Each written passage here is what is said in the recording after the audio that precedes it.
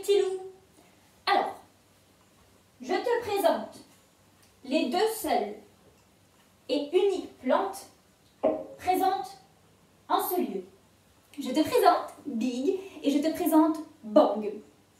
Évidemment, comme tu peux l'imaginer, aucune des deux, ni Big ni Bang, n'est le fruit du hasard. Elles ont bien été plantées par quelqu'un, mais c'est pas moi. Elles sont arrivées ici il y a quelques mois, déjà existantes, déjà feuillues, pour Big en tout cas. Bang n'avait pas ces petites feuilles au bout là. C'est grâce à moi qu'elles ont poussé, je suis trop contente. Donc, tout ça pour te dire que elles en ont vu passer des vertes et des pas mûres, c'est presque le cas de le dire. Ou plutôt, elles en ont vu passer de toutes les couleurs. Pour Bang, pas trop, ça va. C'est une jeune plante assez svelte, tranquille, qui m'a demandé juste un petit peu d'eau. Voilà, pour l'instant, tout va bien avec Bang. Par contre, Big, elle en a vu toutes les couleurs et littéralement. Big, vois-tu, c'est une plante un peu particulière. Il y a eu des moments où ses feuilles devenaient jaunes et marron et ensuite elles séchaient et j'étais obligée de les couper sans trop savoir ce qui se passait. Et puis un jour, probablement par manque d'attention de ma part, j'ai retrouvé en rentrant chez moi Big complètement raplapla, les feuilles plutôt, qui tombaient par terre. J'ai cru que c'en était fini pour elle. J'étais au comble du désespoir, je me suis dit non, j'ai pas réussi à faire vivre ma plante. Mais j'ai remis un petit peu d'eau, pas trop, mais un petit peu d'eau. En l'espace de quelques heures, Big est revenu à la vie.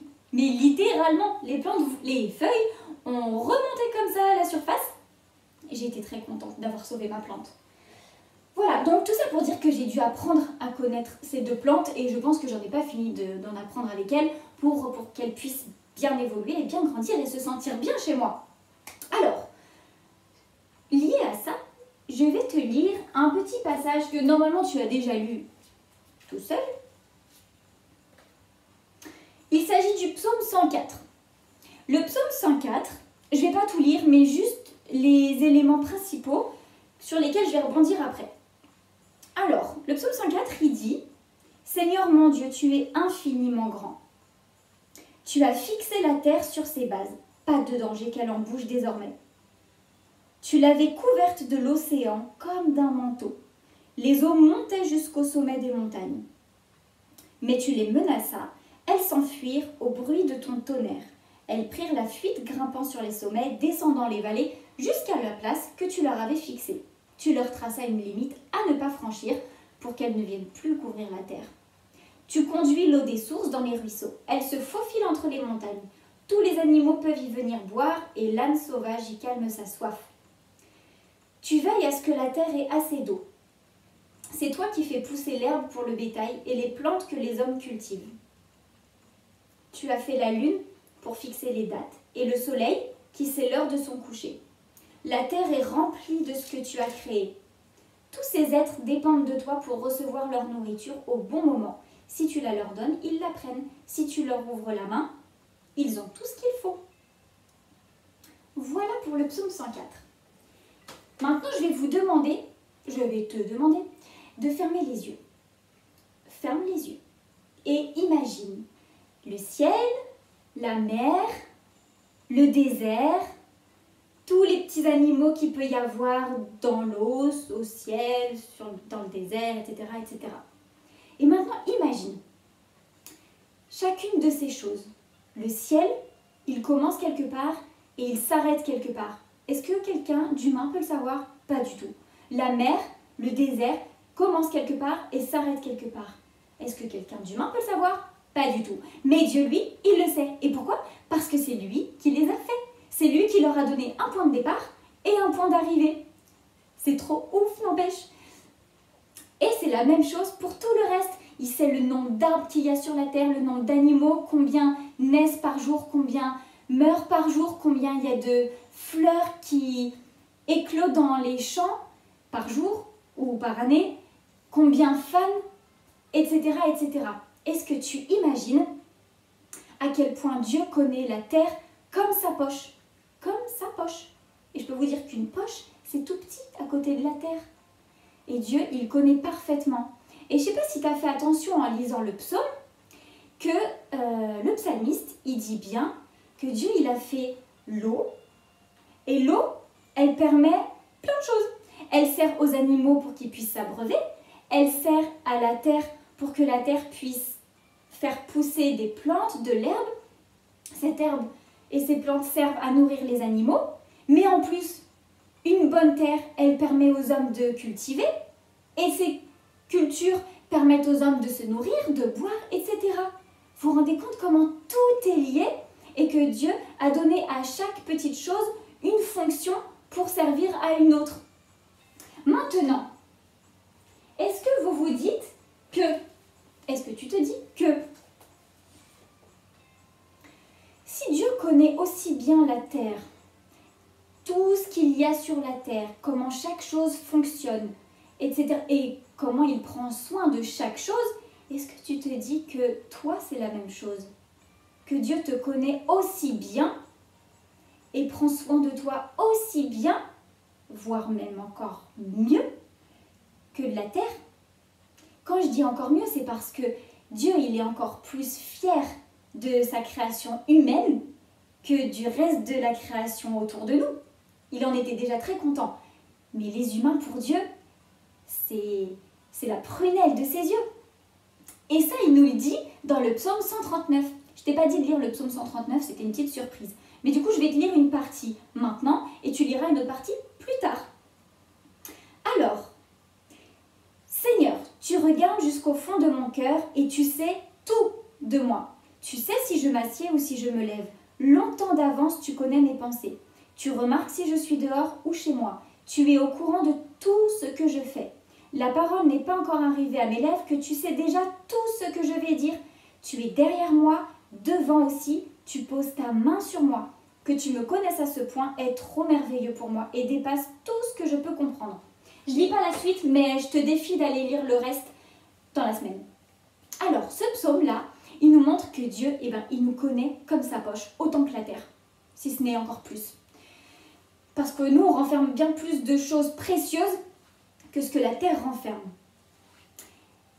Nous, Dieu, il connaît tous les cheveux qu'on a sur la tête et tous ceux qui tombent par terre. Et je peux vous dire que pour quelqu'un qui perd beaucoup ses cheveux, moi je dis waouh, chapeau à Dieu.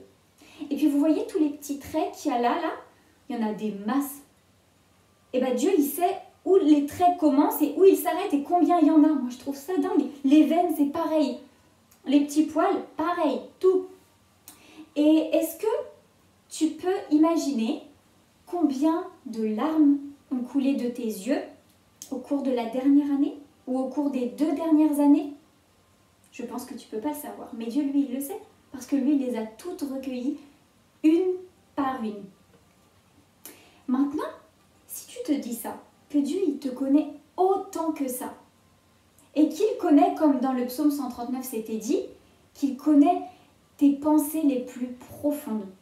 Ça veut dire que Dieu, il sait exactement comment tu fonctionnes. Comme il sait comment fonctionne la nature et comment la nature a besoin, et de quoi la nature a besoin pour pouvoir bien évoluer et être bien, toi c'est pareil. Il sait ce dont tu as besoin. Parce que Dieu prend soin de toi. Et Dieu, comme il te connaît si bien que ça, il sait ce que tu ressens. Il sait comment tu te sens à tel moment, il sait si tu souffres, il sait si tu as mal, il sait si tu es tout joyeux, il sait si tu as besoin d'encouragement, si tu es un peu démotivé.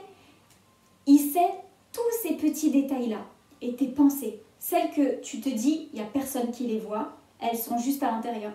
Dieu, il les voit. Mais est-ce que tu penses que tes pensées, il se dit, débrouille-toi avec? Non, il te dit, donne-moi tes pensées, dis-les-moi, dis-moi ce qu'il y a dans ta tête, dis-moi ce que tu ressens, et moi je prendrai tout ça et je te répondrai. Et si tu te sens pas bien, Dieu, il saura ce qu'il faut te dire pour que tu te sentes mieux. Si tu es triste ou découragé, Dieu, il saura comment te remotiver, t'encourager de nouveau, ou te redonner un petit peu d'énergie, un petit peu de force, ou juste pour te redonner un petit peu de joie. Dieu, il sait exactement ce dont tu as besoin au moment où tu en as besoin. Et je vais vous donner une toute petite expérience que j'ai faite cette semaine, quand j'étais toute seule chez moi, je ne savais pas quoi dire à Dieu. Je m'étais mal réveillée, j'étais fatiguée, j'étais démotivée, je ne savais pas quoi dire à Dieu, je ne savais pas comment prier. Et pourtant, j'en avais très envie, mais j'arrivais pas. Et bien, vous savez ce que j'ai fait? Je me suis allongée par terre, littéralement par terre. Et je regardais le plafond comme ça. Et là, j'ai commencé à dire à Dieu, tout simplement, tout calmement, comme si j'étais en train de parler à une personne. C'est une personne aussi. Et je lui disais tout ce que je ressentais, tout ce que j'avais dans la tête. Je lui disais, Seigneur, je me sens pas trop bien. Là, je suis fatiguée dans ma tête, je suis fatiguée dans mon corps. Je sais pas quoi dire.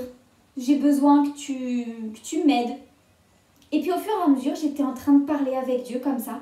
Et j'avais l'impression, c'est comme si j'étais allongée avec la tête sur les genoux de Jésus. Et qu'il était en train de m'écouter. Et rien que ça, ça m'a fait me sentir mieux.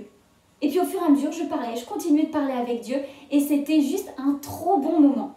Alors moi, ce que je veux t'encourager à faire et te défier de faire cette semaine et celles qui vont suivre, parce que tu as encore pas mal de temps d'isolement, mais n'oublie pas le premier constat, on est en confinement, on est en quarantaine, on est isolé, mais Dieu n'est pas en confinement, n'est pas en quarantaine et il n'est pas isolé.